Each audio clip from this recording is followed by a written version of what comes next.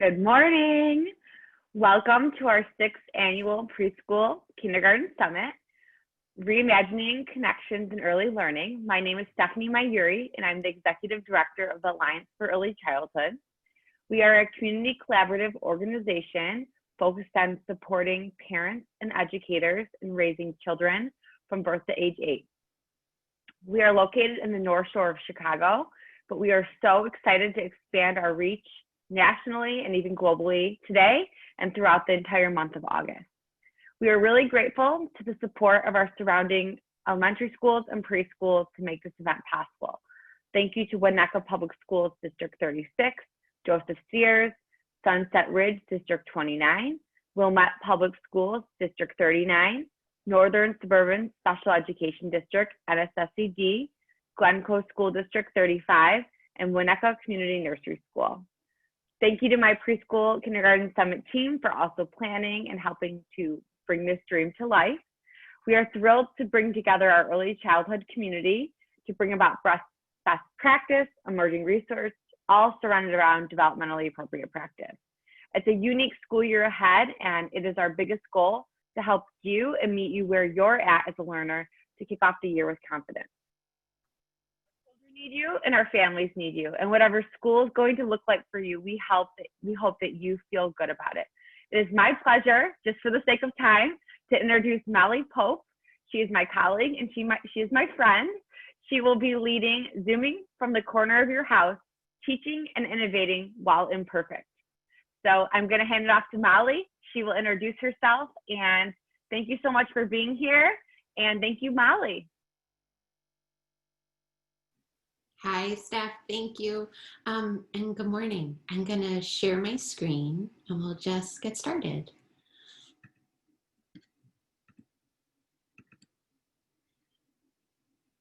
All right.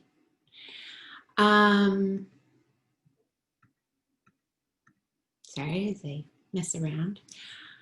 All right, so welcome. I'm Molly Pope. And before going to formal introductions, I know this is probably the first thing you're doing this morning. So I just want to kind of help you settle in. Oh, help myself settle in. Try to get my thing to move forward. Okay, there we go.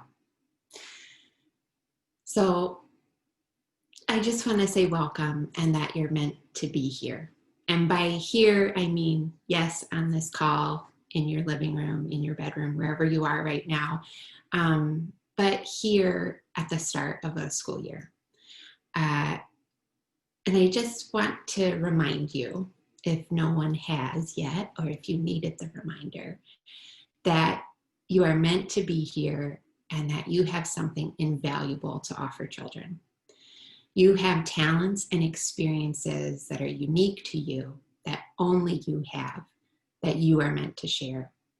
You have something to offer students, families, your colleagues, and the administration that truly no one else can give.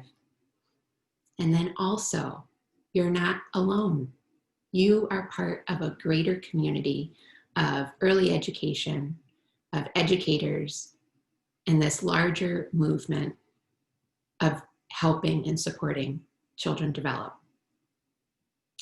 So right now on this call, you're part of a community of smart, committed, compassionate educators. So I just want to welcome you and orient us all to that larger community. And then I'll just say hi and tell you a bit about me. So there's my family, my husband, David, and then my 13-year-old who doesn't smile for photos anymore, but we still love him very much, and my 10-year-old. And if I do happen to make a musical album this pandemic, this is going to be our cover art.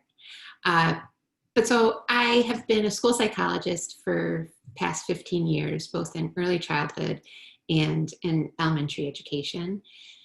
And then I've been transitioning to really a different role as an infant and early childhood mental health consultant And I'm working with childcares and preschools to support children and families and staff through a relationship lens.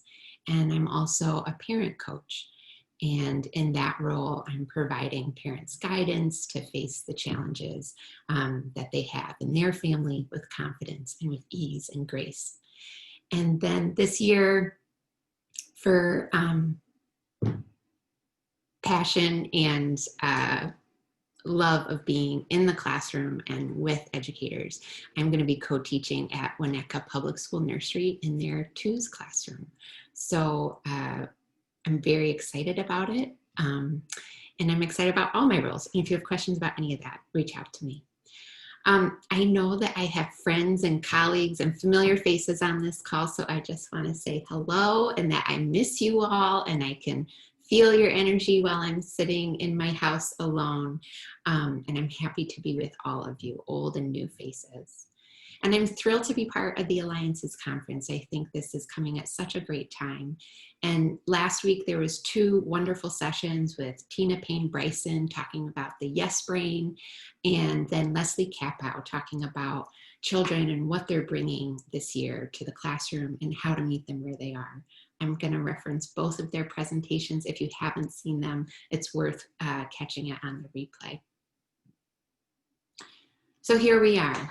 We're going to be starting this new year, and I'm kicking off this day really talking about how are we going to be available to access the best part of our job, which is the teaching and the innovating. It's the part that lights us up and turns us from, still water to sparkling water.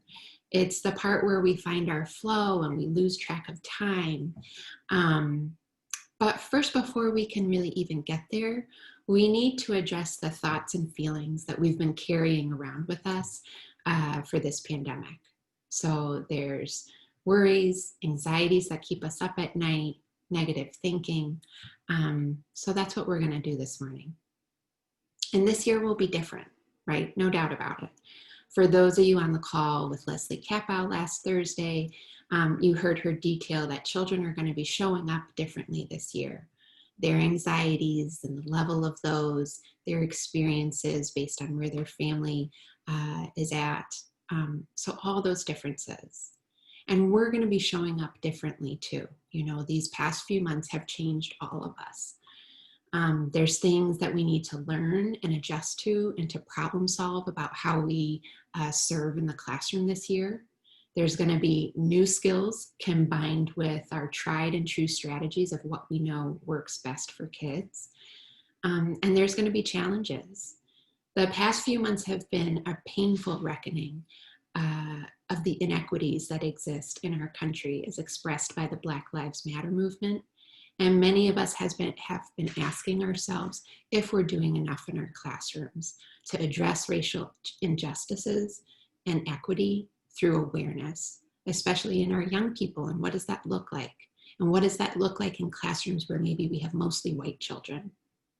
Are we comfortable talking about race? So just one more thing, one more challenge that we're going to be facing this year. So how do we face them?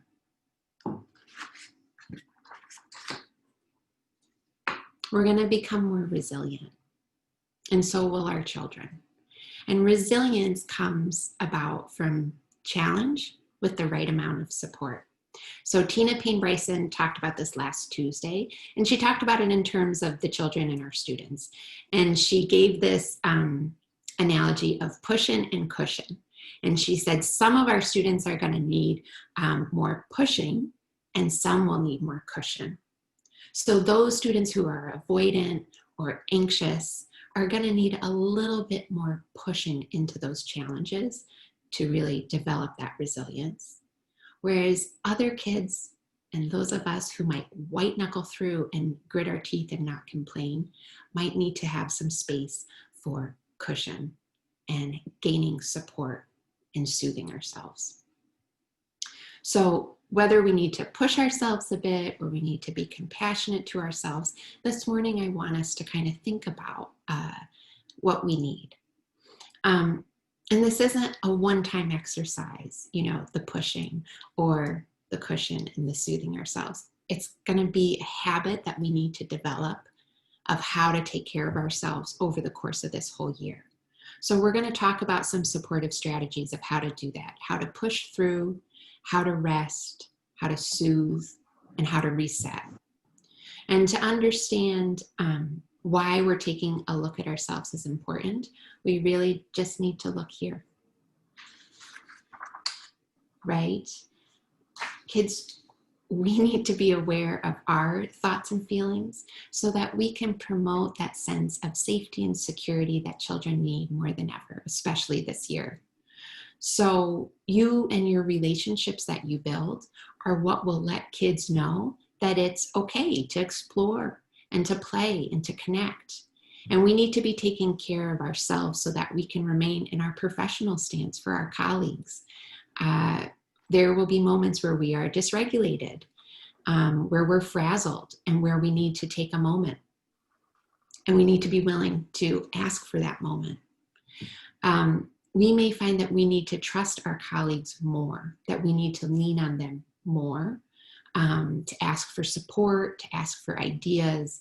And that makes us more vulnerable. And we need to kind of lean into that a little bit more this year. We are experiencing this challenge of school during a pandemic right along with families. So for those of us that are parents, there's going to be this added challenge. As you are supporting parents, you might hear them, rattling on about the challenges of working while the kids are e-learning. And you might be thinking, yeah, I know, I get it. So how can we be aware of what's buzzing inside us so that it doesn't leak out onto our families, onto our colleagues, and especially onto the children? So some of you may recognize her, right? I just wanted to share this thought with you to frame this first activity that we're going to do. But there's Audrey Hepburn, right? Breakfast at Tiffany's. She's Holly Golightly. And this movie is from 1961. It's based on a book by Truman Capote. He wrote it in 1958. I had to look those numbers up. I loved this movie. I think it was really big in the 90s if you were someone who went to college in the 90s, high school, like I did. But I want to share this quote about mean reds and blues. So she says to her man friend, her love interest, she says, "You know those days when you get the mean reds?" And he asks, "Same as the blues?" "No," she says slowly. "No, the blues are because you're getting fat, or maybe it's been raining too long. You're sad, that's all. The mean reds are horrible. You're afraid. You sweat like hell, but you don't know what it is you're afraid of, except something bad is going to happen, only you don't know what it is." So while this movie as a whole doesn't totally stand up over the years with some racist portrayals of characters, her mood and her headspace that gets captured by Capote is so relevant to me, especially in pandemic times. I very much relate to mean reds and blues. And I think what we need to accept is that having a range of feelings is really appropriate. And you could be having a mix. I think bringing in that concept of both and. I can't help but feel some excitement at the end of August, beginning of September. The start of a new school year is positive, and it's there's electricity. But at the same time, I'm utterly overwhelmed, trying to think about how I'm going to support my children's e-learning while I'm working outside the home. So I'm really having a lot of both and kinds of feelings. So I just want you to pause and take a moment. And just take a moment and write down in front of you on your scratch pad, your notes, whatever you have, just what feelings are coming up for you. And put some language around and beyond mean reds and blues, or beyond stressed. What else is there?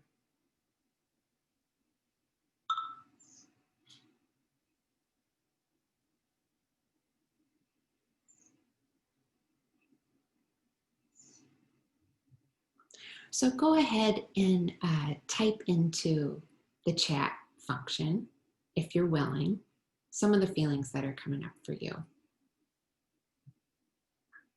And I'm just going to break out of here for a sec so I can see.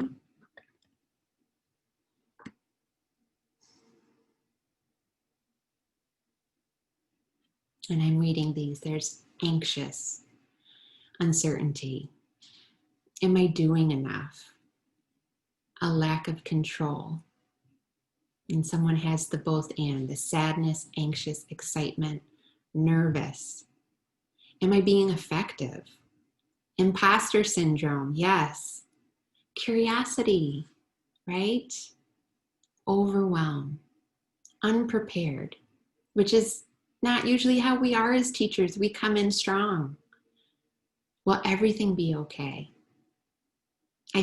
Honestly, I feel kind of a little flooded just kind of reading all these. Health issues, anxiety, yes. Wanting to make a difference. Scared to keep everyone healthy. And useless.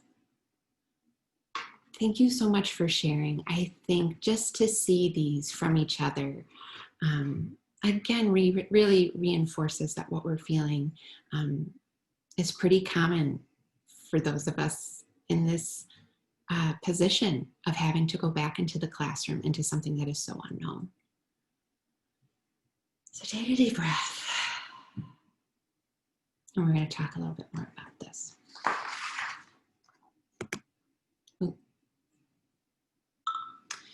So this is the cognitive triangle. You might have seen this, had some introduction to this before, but really it's what therapists and psychologists use as cognitive behavioral therapy. So the idea is if we work on our thoughts, we can change how we feel, and maybe we can change what we do and our behavior.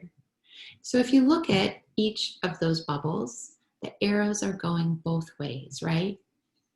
So what we think affects how we act and how we feel. I can tell you at 4 a.m. this morning, while my mind was going on the worry bus, I wasn't feeling that great. I should have been sleeping. I was feeling kind of anxious that I wasn't sleeping. And it really was my thoughts that were just running. How we feel affects how we act. You know, the things that pop out of our mouth when we're stressed. And then what we do. Oh, I really wish I didn't do that. I really wish I didn't say that. I really wish I didn't send that text. Those are influenced by our thoughts and our feelings. So I just want to talk about stress for a moment. I'll explain my reasoning for the fishing hook. One of my ways to de-stress recently has been, I've started watching Wicked Tuna, which is about a fishing show where these guys in Gloucester, Massachusetts, and then in the Outer Banks in North Carolina, they hand reel in these huge, like 700-pound fish. But it applies to what we're talking about here too. But when we talk about stress, the stressed mind gives us a distorted lens of the thoughts that are floating through our head. So really, our thoughts should be able to flow freely like clouds and kind of, we might dwell on something for a while and then we can move on. But when we are in that stressed mode, we get hooked on to specifically the negative thoughts. So I don't know, I just came up with these. I don't know if anyone else might relate. But they do, I think, speak to kind of where you're feeling. I wonder if they do hit home for you. There's so much to do, I don't know where to begin. It's going to be impossible to teach what I'm supposed to teach. Last spring was a mess. This is going to be even worse. What if I get sick? But then I can already tell I'm going to burn out. I may be able to keep it together as a teacher, but I'm going to fail as a mom to my own kids. I'm not sleeping enough. How am I going to manage those parents? What am I going to do for childcare? Why are we even going back? What idiot decided this? It's impossible, right? So if any of these did hit home, Take a breath. We're not going to talk about these right now. But we need to be aware of the negative thoughts that we're holding on to. And just by becoming aware, oh my gosh, this thought keeps coming up. This one thing I keep getting hooked on. Then we have the ability to look at it through a little bit more objective of a lens, and then to consider and make some decisions about that thought. So looking at the emotions that you jotted down on your paper, take a look again, especially if some of those feelings were more in the red zone, right?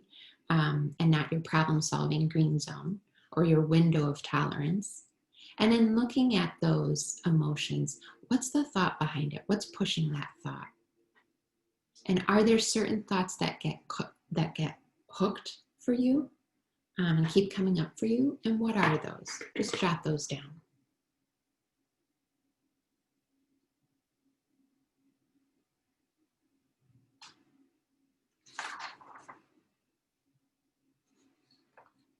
So this is where we start. Awareness. When we're dealing with stress and we're dealing with overwhelm and we're getting hooked into negative thinking, the first thing that I can do is tune in. So take a breath, be present, and become aware, and really name your feeling or your thought to yourself. And give yourself some space, like physical space and time to do this. Maybe going for a walk by yourself or a drive alone, journaling, meditating, right? Maybe getting up early to have that cup of coffee or tea. So these are times that you can poke around up there and really name what thoughts and feelings are there. And then ask, are they serving me? Right? And remember that cognitive triangle. My thoughts are affecting how I feel. They're affecting what I do, how I behave. Is this really working out for me?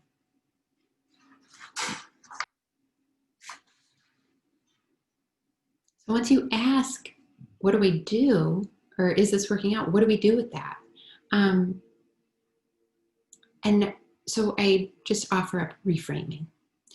Reframing is an important skill, and we do it all the time for our children in the classroom, in our homes, right? How about yesterday's tornado? So there's a thunderstorm, we can't go outside. But you know what? My flowers really needed a lot of water, so they're happy. And hey, this gives us the chance to make a fort with flashlights, right? So a little reframe on, oh my God, tornado. We can get pretty rigid in our thinking as adults and our interpretation of events. This is going to be horrible. This is terrible. So reframing is just an important tool. There's different ways we can do it as well. We can really look at the truth or the accuracy that our thought has. Often there's a lack of truth or a lack of accuracy. And so really pushing back with a little objectivity, like, is that really true? And also, what are other ways that we could interpret the same events, right? Which ways of seeing things might serve you better? We do this for our friends, right? Our friends, our sisters, our family. Like, well, I don't know. I mean, maybe, and it's not Pollyanna-ing something or that toxic positivity, but it really is kind of exploring with someone like, I guess I think of it this way. And when you're looking at something negative, sometimes it helps if you can change the language to use less strong, less negative language, right? You know, you tell children, well, it's not that you hate broccoli. It's that it's just maybe not your favorite. And trying to kind of take away some of that real negative language around things. And I think we can do that to ourselves. And when you're looking at potentially stressful situations, again, I say this like, I wish I was in person with you so you could feel that I want to hedge this a little bit. But you can look at it as a challenge versus a threat, and maybe even as a gift. So one of my oldest and dearest friends from preschool, who I'm still close with, she lives in Charleston, South Carolina, and she's a yoga teacher. She's real Zen now, and she always reframes things when she catches herself, like, oh, I have to go down to work. She goes, I get to go down to work. You know, what do you get to do? And to really kind of pull in some of that gratitude as a way of reframing. So do you guys know this guy, this artist, Charlie McCasey? He has a book called The Boy, the Mole, the Fox, and the Horse. And the book is all his pen and ink drawings and handwriting. And it's one of my favorite Instagram accounts to follow. Especially, I feel like in the pandemic, it has been such an inspirational account. But his drawings really speak to our fears in the struggle and our capacity to be resilient, and then the power of community to support us. So all those little animals talk, but it's really the boy who speaks the fears. And this one I shared because it says, one of our greatest freedoms is how we react to things. I love that. So from anxious or negative thinking to perfectionistic thinking, let's just talk about what that is, right? Perfectionism isn't the same thing as striving to be your best. Healthy striving is like growth mindset. It's self-focused. How can I improve? So you can kind of look at how those are a little bit different, right? And again, this is something we teach and we really kind of highlight and model with our children, but it's real sneaky in us. And I think it's important to keep in mind this year because a healthy mindset for this year really needs to be holding at the center that teaching is a practice, right? Just like yoga or cooking is a practice. You're honing your craft every day based on how you show up, how you adapt, how you problem solve, how you're feeling, your creativity, your lack of creativity. It's a practice. It's not an expert level. You don't hit the apex and just hang out up there. So something to keep in mind. And you might be saying, Molly, please, I am not even striving close to perfectionism this year. Like, I'm just about survival. But that's the thing about perfectionism. It seeps in when you're at your most vulnerable and you're most stressed. I had a hard time accepting that I had perfectionism coming up. If you know me, like, I hate details. So that's for other people, not for me. Like, I'm a big picture person. I procrastinate. I'm late to things all the time. But I also judge myself pretty harshly for those things. And if I'm judging myself pretty harshly, guess what? I'm probably judging others from that same lack of compassion lens. If I'm not giving the compassion to myself, I'm really not giving it to others. And I could probably be a bear to be with sometimes. And I think the biggest thing is that for me, I really cared what others think. And that's at the root of perfectionism, is that it's others focused. So I was like, how will I ever come up with an example to talk about perfectionism? Well, it happens all the time. So not last night, night before, I turned the sprinkler on. I was going to water the garden in that time after dinner and before bed. That's the worst time to try to do something you don't want to flake out on. And I left the sprinkler on overnight. I wake up, 6 a.m. Oh my God, sprinkler's been on for 10 hours. I turn off the sprinkler. And my first thought was, oh my God, all my neighbors must think I'm such a dummy. What an idiot. What idiot floods her own lawn with the sprinkler? It was really about how I was going to be perceived. That was the first thing that came into my head. I got over it. I feel like they're used to me by now.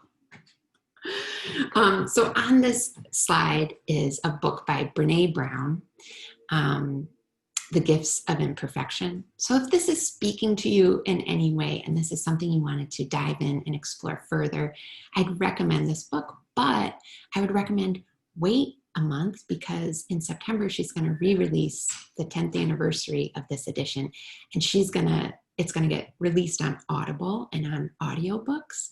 So you could get it from the library on Audible, or what's that called, on audio. And it could be something that could be really supportive, I think. So just have that on your radar. So I also just want to bring up the inner critic, because the inner critic and perfectionism, they're best buds, and they hang out together.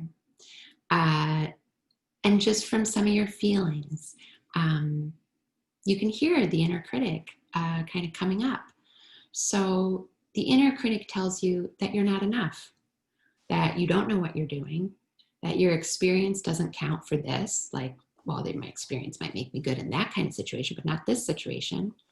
And it holds on to your anxieties for you, and it just kind of keeps throwing them right at you. So again, another great resource if this is something that speaks to you, feels familiar, you want to kind of take a closer look at. Tara Moore's book right there called Playing Big is really good. And that's the information that I'm going to share is from her book. So she asks, what do we do when self-doubt shows up? So again, that first thing I've been talking about, you need to be aware and you need to label and notice that. She also talks about separating I from the inner critic. Your inner critic is just one of the voices you have. It is not your voice. And to kind of give some separation so that you can have a conversation, kind of talk to that and be like, yeah, I'm not sure you're quite accurate here. Create a character that personifies your inner critic. When you make it real, then it's not so abstract. So I've put in a picture. You might recognize her. I think she's from Monsters, Inc., and I think her name is Roz. But that basically sums up who I imagine my inner critic to be. She's unsmiling. She doesn't have patience for this. She's got a much deeper voice than me. And she's just no compassion. So I smile myself when I think of this is who is talking to me in my head, like, oh, come on. So again, that lets you have some humor around it and get a little playful with it. And the last thing just to mention here is that when you are hearing that voice come up, is to really seek and do so compassionately. What is that inner critic's motives? And typically it's to keep you safe, from harm. And really, what is harm to the inner world? It's embarrassment, ridicule, isolation, being pushed out of the pack. Those are the things that the inner critic is usually trying to protect you from. So what do you do? So you need to be able to talk back. And really the practice, if you are feeling that inner critic, especially now coming up, the practice is quieting the voice when it comes up, not banishing it. And Tara Moore talks about, I don't know if you guys know Jillian Michaels. She's like one of the fitness trainers. She's like super buff and she's really intense, and she was having inner critic issues. So she worked with Tara Moore and she was saying, I just tell that voice to like piss off and get out of here. And that's not really an effective way to talk to your inner critic. It actually just kind of heightens the argument, if you can imagine. So to be able to quiet that voice and to really say, thanks for your concern, but I think I got this. So go ahead and look at the thought that you wrote down that was based on the emotion that you wrote down. And I want you to think about the different strategies that we've kind of talked about here. Is there a way that you could reframe this? Is it others focused? Like, what will others think? What will parents think? What would my administrator think? What will my coworker think? Is it a realistic goal or worry? Or might you need to apply some truth and some reality and accuracy to that thought? I don't know what I'm doing. Push that thought a little bit, right? That's not entirely true. You know a lot. And if it's coming from that inner critic of you're not enough, you don't know what you're doing, could you take a guess as to what your inner critic's motive is for having that thought? What is she keeping you safe from?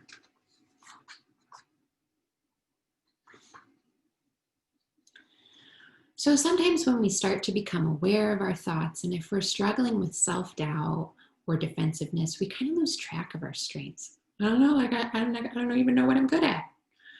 And our strengths are really important to kind of write down, on the inside of your journal so you see it always there, to remind yourself to be your own cheerleader.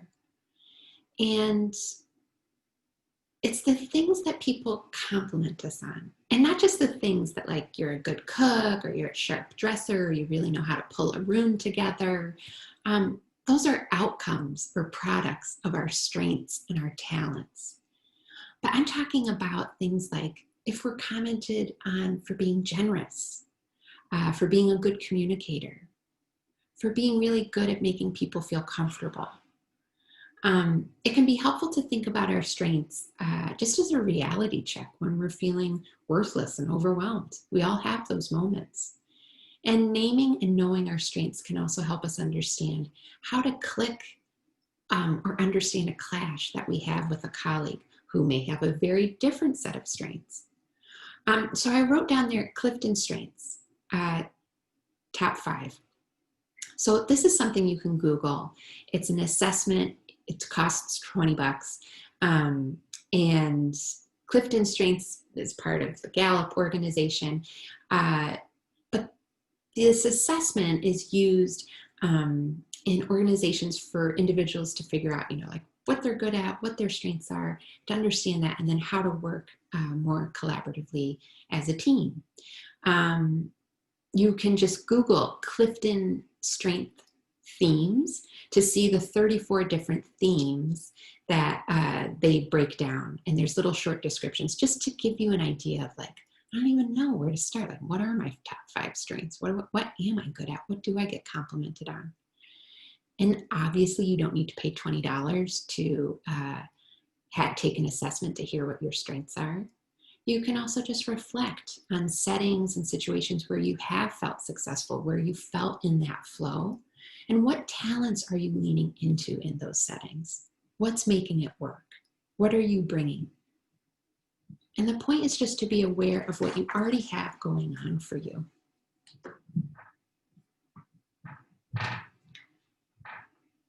And when we're not aware of what's happening in the moment, it's really hard to be compassionate. So think about it. When we're unaware of what's happening with us and another person, we tend to assume. We jump to conclusions, we get annoyed, we can say something snippy. But once we're aware, we can start to have some compassion and we can start to soothe. And this is true for ourselves, to be aware of what's there so that we can have some compassion for ourselves. Even taking just a slow breath. Let's just take one now. And let your belly, your diaphragm drop down. Just relax, whatever's clenching, your jaw, your belly, your shoulders. If you can raise your hand because you have a shoulder neck issue, do so. I mean, I feel like I'm all crunchy these days. So I don't know anyone that couldn't benefit from a little more kindness towards themselves, even just a smidge. So there are self-compassion practices for those that meditate, those that are curious about it. I'm going to send this out, or Stephanie's going to send it out with my slides. But this is from selfcompassion.org, which is an organization that Kristen Neff, who's kind of one of the leading experts on self-compassion, has. And it's just a 5-minute led meditation to kind of just to hone and develop that compassionate voice to yourself. And I encourage you to check it out. It could be a really helpful tool this year. Because like I said, we're gonna be compassionate, we're gonna take care of ourselves, and then we're gonna drop out. We're gonna bottom out again. So this is a year-long struggle. Practice.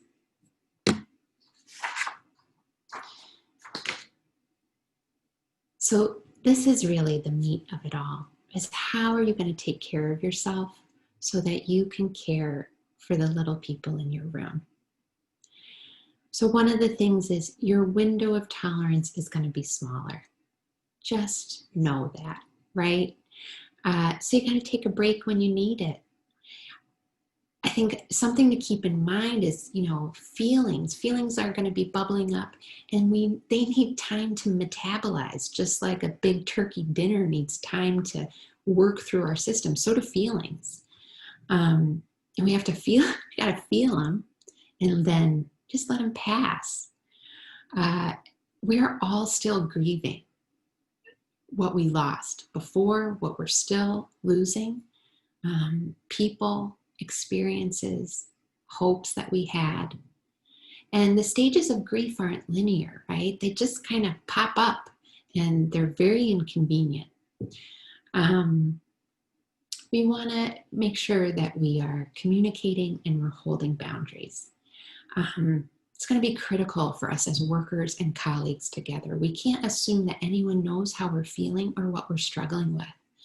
And conversely, we can't assume that others know why, which one did I say first? We can't assume they know how we're feeling. We can't assume we know why they're behaving in a certain way. So to really kind of become aware and then to be kind and compassionate. I think when we talk about being communicators, good communicators, it's asking with the intent to understand, and it's sharing that so that we can be understood and hopefully supported. Holding boundaries is going to be so important this year, just to protect our time and our energy. Simply saying no before we get full up, right? Not when the cup runneth over, before.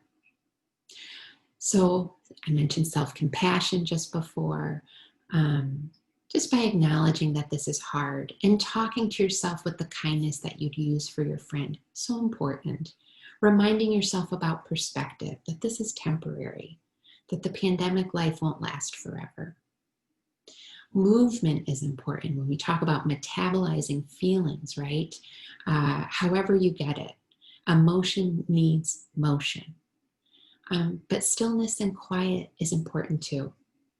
And then healthy distractions, things that make you laugh, people that make you laugh, feel connected.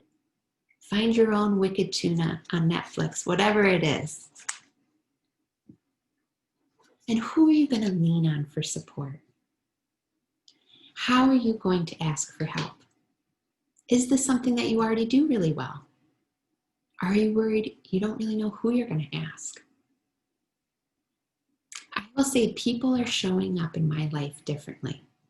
Those that were my great big supports, some of them have dropped off the face of the earth, either because they're so needed by their families or their job. And then other people have kind of risen up. And while it's been a challenge to adjust, I have felt so grateful.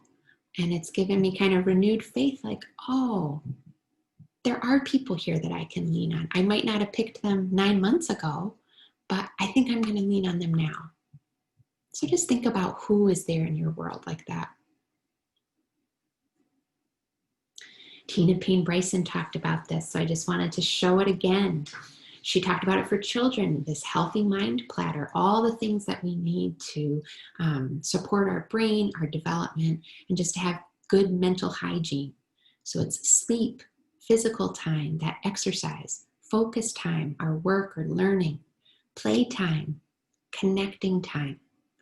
Downtime is spacing out, watching your favorite show. And time in, that time to reflect and be aware. As you're building all those things on your healthy mind platter and making sure you get them, what can you turn into a ritual? This is a book that I'm just started reading. It was recommended to me by my young, hip, millennial friend. But the author, Casper ter Kuile, says, a ritual is a visible expression of something that's invisible, like gratitude or camaraderie. And that there's 4 different areas of rituals: connecting with yourself, with others, to nature, and to the transcendent, the other. However that shows up for you. And he says rituals happen whether we're conscious of them or not. So if you lay in bed and kind of don't get stuff done in the morning and then you're scrambling to get to work, that's a little ritual routine that you've created. Whether it's working for you or not, you need to decide, right? The 9 p.m. ice cream out of the freezer, another ritual or routine. Is it working? Is it not working? What do you want in place? So here we are. We came to the end of it. So let's just review. The initial question was, how am I going to get through this year? How will I manage my worries, anxieties, the negative thinking? And we said you're going to be more resilient. And that resilience is challenged with enough support. So how are you going to get the support that you need? What will you do for yourself? You're going to notice your thinking. What isn't serving you? How can you reframe your thoughts? Is this coming from being focused on what others think, or is it healthy striving? Is your inner critic showing up? Can you say, thank you for your concerns about me, but I got this? Awareness is the foundation of kindness. It's the seed of compassion and grace.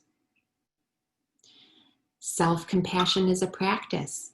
Mindful Schools, I don't know if people are familiar, but Mindful Schools is an organization out of California that runs classes online for teachers to learn about mindfulness for themselves so they can bring it into the classroom. And they are offering a self-compassion for educators class. It starts, I think the next round starts at the end of September. It's 6 weeks. It's just under $300. I fully recommend anything Mindful Schools does. And this self-compassion class for educators is teamed up with Kristen Neff, who is, again, like I said, one of the experts on self-compassion. So knowing your strengths, don't forget about your innate talents that make you important when you show up. And how are you going to commit for caring for yourself this year? Who are the people that you can call on to support you, to be your sounding board as you process? Who are those supportive sources for you? And remember the healthy mind platter. What do you need more of? What are you out of balance with right now? And what about connecting? I think don't forget to connect with your bigger community, right? Whether it's through organizations like the Alliance or Mindful Schools, NACI, different thought leaders on Instagram and Facebook groups. Be inspired, be supported. You're doing really meaningful work, and you're part of a movement that knows how critical the early years are. And you're doing important advocacy work for children every day. So what will you use? What caught your interest today and reminded you of something that you need to make a priority? So I love this quote. I'm a surfer. I started at age 37. So you can't stop the waves but you can learn to surf. So I think, how will you get through this and be resilient? And I think it's all within you. So I wish you all well. And thank you so much. Thank you so much, Molly. What a great way to kick off our entire day. I'm sure everyone can share the same sentiments with me, that I feel renewed and energized, and what a great reminder that we are meant to be here and the work that we're doing is so important. So thank you. Just for the sake of time, I'm rolling into another session, and I get to do that. What an opportunity. Thank you so much. And if you're joining us all day, see ya in a different link. And if you're not, you can still register, and today's all free. We have sessions pretty much every hour to support the remote learning aspect of school. So thank you, Molly. I'll be in touch soon with you. And bye-bye, everyone. Thank you for being here.